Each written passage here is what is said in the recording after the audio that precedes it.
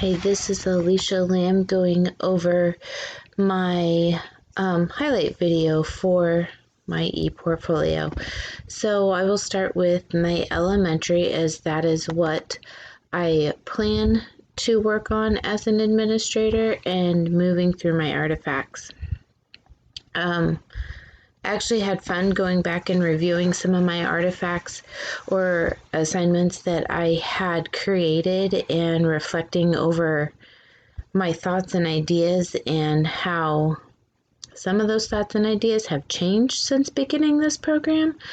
So over the first one, I used my data protocol process and dialogue, something I'm very familiar with because of being on a GEI team, or we use this a lot for setting goals or looking at kids towards evaluation from a special education standpoint.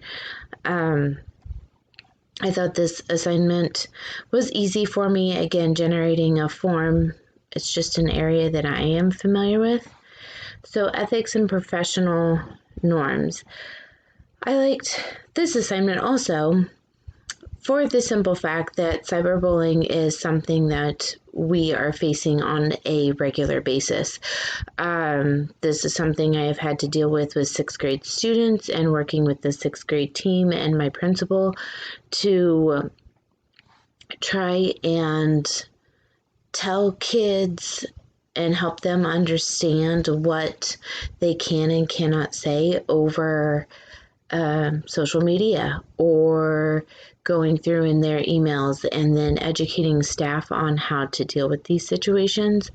I feel each year it's getting worse, and something that we have to continually work on as a school to keep our students safe and also to keep faculty members safe from students posting things or parents posting things on social media that may be false. FERPA activity.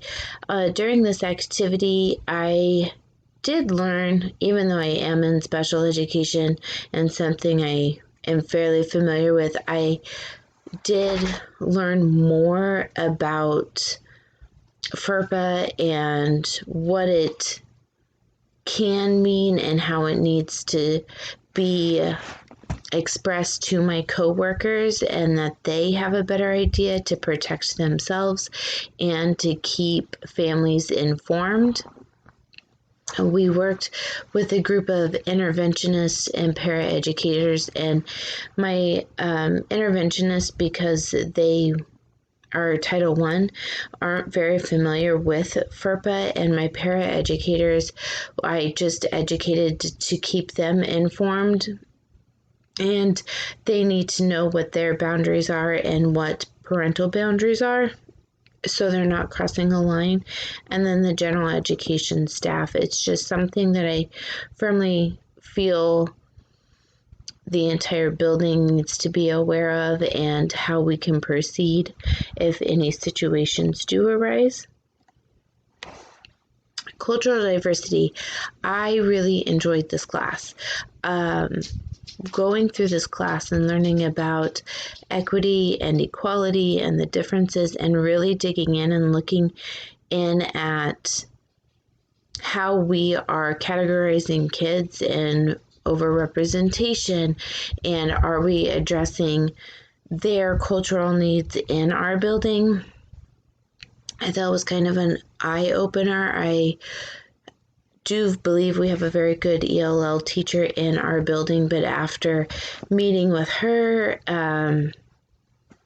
there are a lot of areas our building could work on, and so I really enjoyed going through this with her and getting a better idea of cultural diversity in our building and how we are maybe falling short in what we can do to better include our students that come from various backgrounds. So, learning instruction. This was challenging for me. The reason it was challenging is because to be honest, don't know a lot about copyright and regulations. This was one of the case studies we had.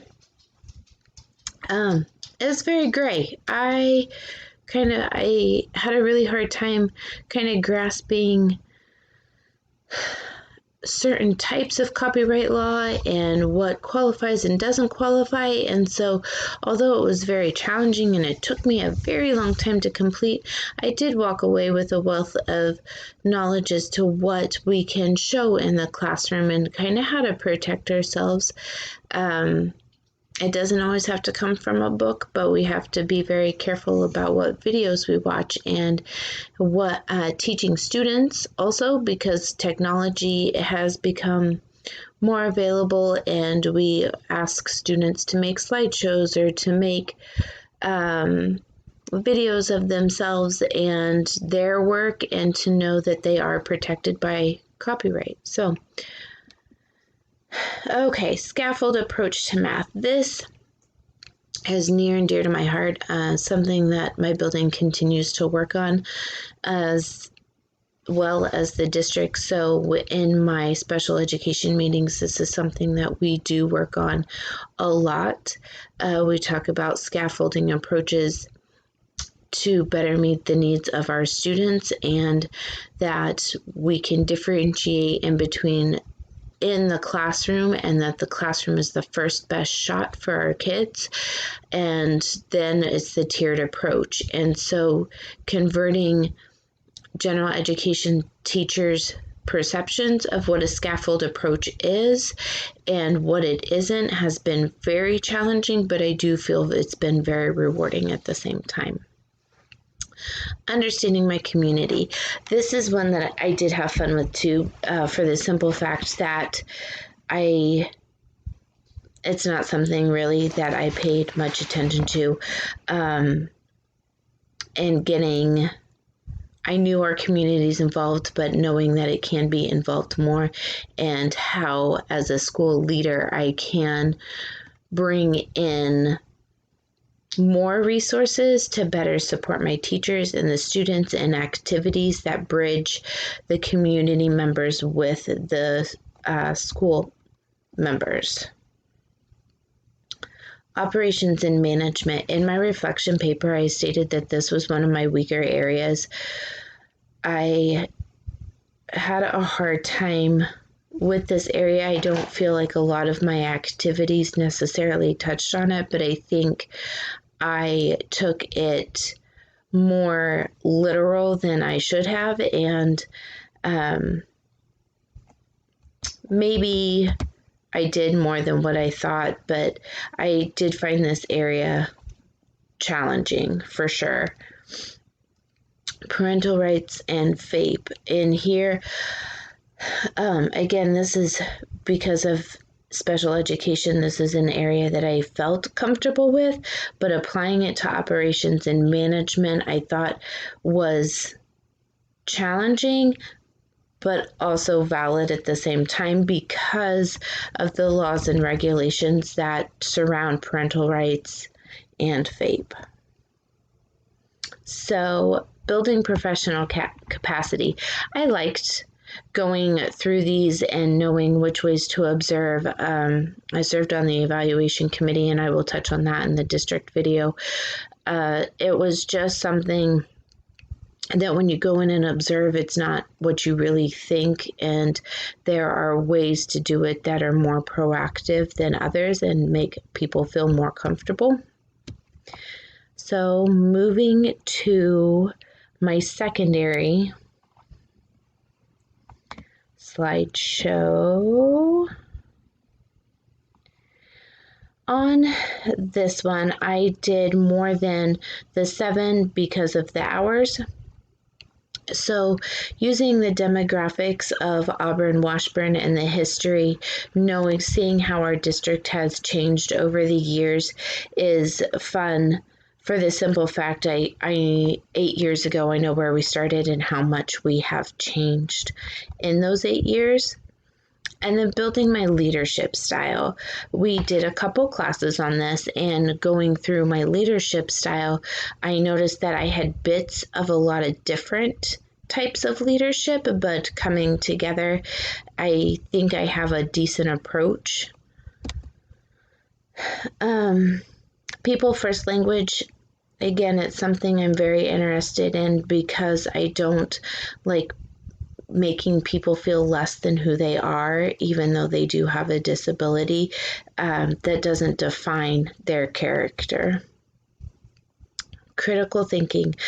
This is something I strive with my students, and I would like to pull into my staff that critical thinking has so much to offer, and that it can really change how we view and practice and educate. And so it's something that I want more people to get better at. Looking at data, I do this on a weekly basis, and I know how important it is for data to be used correctly to make educational decisions. Fundraising, again, an area I'm not very familiar with, but I do feel it's relevant for the simple fact that schools need money to continue to succeed and to provide resources. Internet safety, this goes back to the cyberbullying and what we need to do to be safe on the internet and to make good decisions so that we aren't hurting ourselves or others.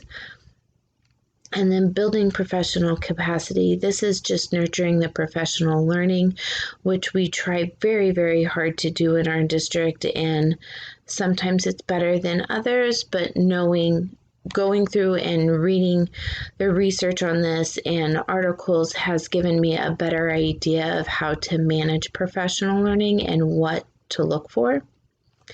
In pro-action feedback, I felt I like getting feedback. I don't receive negative criticism very well. I do better with positive, and so I do feel that the method is valid and what a good leader needs.